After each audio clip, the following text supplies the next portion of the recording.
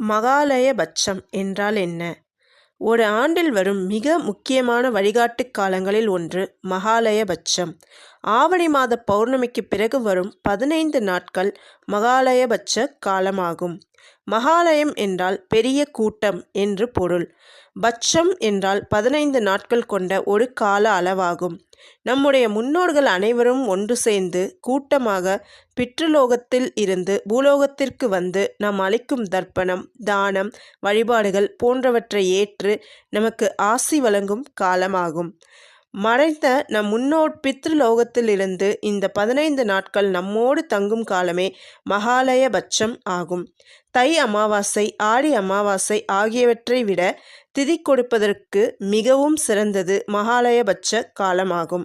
மகாலயபட்சத்தில் பிரதமை துவங்கி அமாவாசை வரை தினமும் தர்ப்பணம் செய்ய வேண்டும். அனைத்து முன்னோர்களையும் அப்போது நினைவு கூற வேண்டும். புனித நீர்நிலைகள், கடல் போன்றவற்றிற்கு சென்று புனித நீராடி நம் முன்னோர் ஆத்மா சாந்திக்காக பிரார்த்திக்க வேண்டும். ஓம் நம சிவாய.